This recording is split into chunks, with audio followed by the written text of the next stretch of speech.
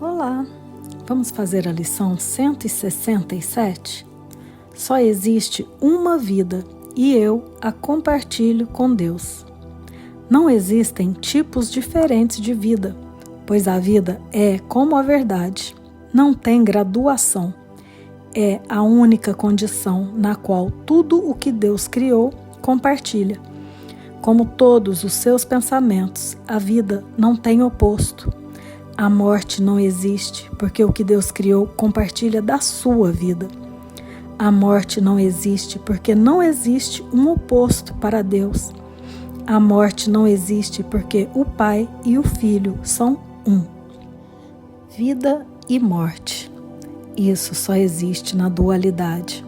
O que pensamos ser vida aqui tem o seu oposto na morte. Porém, a vida verdadeira em Deus, ela é eterna, não existe morte. O Pai e o Filho são um. É uma unidade perfeita, uma extensão perfeita. Portanto, é eterno e nunca pode morrer. Nesse mundo parece haver um estado que é o oposto da vida. Tu o chamas de morte, mas aprendemos que a ideia da morte toma muitas formas. É a única ideia subjacente a todos os sentimentos que não são supremamente felizes. É o alarme ao qual respondes quando não reages com perfeita alegria. Todo pesar, toda perda, ansiedade, sofrimento e dor, até mesmo um pequeno suspiro de cansaço, um leve desconforto ou o menor olhar de reprovação estão admitindo a morte. E assim negam que tu vives. A morte, ela não é só aquela onde o corpo não tem mais significado. Na verdade, a morte ela acontece a cada instante, onde nos reconhecemos como sendo um corpo, onde temos ansiedade, sofrimento, dor. Qualquer coisa que te diga que é um corpo, te indica que já está morrendo. Desde que nascemos, todas as células elas já começam a morrer. Tudo no nosso corpo, tudo se renova, tudo restaura e morre. Qualquer identificação com esse corpo já representa a morte. Pensas que a morte é do corpo. No entanto, é apenas uma ideia irrelevante ao que é visto como físico. Um pensamento está na mente. Pode então ser aplicado segundo a direção da mente. Mas para haver mudança, é na sua origem que o pensamento tem que ser mudado. As ideias não deixam a sua fonte. A ênfase que esse curso dá a essa ideia se deve à sua centralidade nas nossas tentativas de mudar a tua mente sobre ti mesmo. É a razão pela qual podes curar. É a causa da cura. É por isso que não podes morrer. A verdade desta ideia te estabeleceu uno com Deus. A morte é o pensamento de que estás separado do teu Criador. É a crença segundo a qual as condições mudam, as emoções se alternam, devido a causas que não podes controlar, que não fizeste e nunca podes mudar.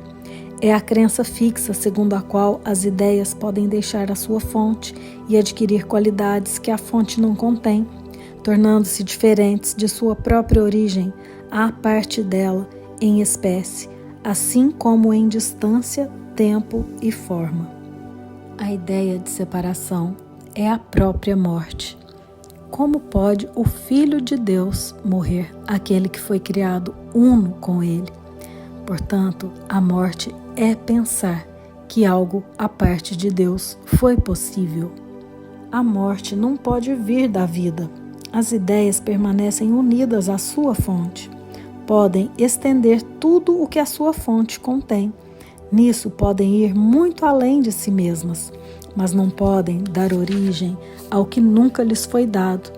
Assim como foram feitas, será o que vierem a fazer. Assim como nasceram, farão nascer, e de onde vieram, para lá retornarão. A mente pode pensar que dorme, mas isso é tudo. não pode mudar o que é o seu estado desperto. Não pode fazer um corpo, nem habitar no interior de um corpo. Aquilo que é alheio à mente não existe, porque não tem fonte, pois a mente cria todas as coisas que são e não pode lhes dar atributos que lhe faltem e nem modificar o seu próprio estado mentalmente ciente e eterno. Não pode fazer o físico. O que parece morrer é apenas o sinal da mente adormecida. Aqui ele usa o símbolo de que a mente pode pensar que dorme, mas ela só pensa que dorme. Ela nunca foi alterada. O estado desperto do Filho de Deus nunca foi alterado. Cristo, o Filho, continua desperto, nunca dormiu e nunca sonhou. E o que é alheio à mente não existe, porque não tem fonte. Então, o corpo, as formas, o mundo não existem, não tem fonte. Isso é apenas isso que ele usou aqui como símbolo, como se fosse um sonho dessa mente que pensa que pôde se separar. Aqui ele coloca o efeito do pensamento de separação como se fosse uma mente adormecida. Ela só sonha que pôde se separar, mas a realidade continua intocada, nunca foi ameaçada. O oposto da vida só pode ser uma outra forma de vida. Como tal, pode ser reconciliada com o que a criou, porque na verdade não é um oposto. A sua forma pode mudar, pode parecer ser o que não é, mas a mente é mente, desperta ou adormecida. Não é o seu oposto em nada que tenha sido criado e tampouco naquilo que ela parece fazer quando acredita estar dormindo. Deus só cria a mente desperta. Ele não dorme e as suas criações não podem compartilhar o que ele não lhes dá, nem dar lugar a condições que ele não compartilha com elas. O pensamento da morte não é o oposto dos pensamentos de vida. Para sempre, sem qualquer tipo de oposição, os pensamentos de Deus permanecem eternamente imutáveis, com o poder de estenderem-se por toda a eternidade imutavelmente, porém ainda dentro de si mesmos, pois estão em toda parte. Os pensamentos de Deus não têm oposição. Não há dualidade em Deus. Ele só cria a mente desperta. Seus pensamentos são eternos, imutáveis e estão em toda parte. O que parece ser o oposto da vida está apenas dormindo. Quando a mente opta por ser o que não é e por assumir um poder alheio que não tem, um estado estranho no qual não pode entrar, ou uma condição falsa que não esteja dentro da sua fonte, ela apenas parece ir dormir um pouco. Sonha com o tempo, o intervalo em que o que parece acontecer nunca ocorreu, em que as mudanças forjadas são sem substância e em que todos os eventos não estão em parte alguma. Quando a mente desperta, apenas continua tal como sempre foi. Essa mente apenas parece que dormiu, apenas parece que sonha com algo que nunca aconteceu. É só um sonho, e quando ela desperta, nem se lembra desse sonho, porque na verdade ele nunca foi real. Hoje, sejamos as crianças da verdade e não neguemos a nossa santa herança. A nossa vida não é como imaginamos.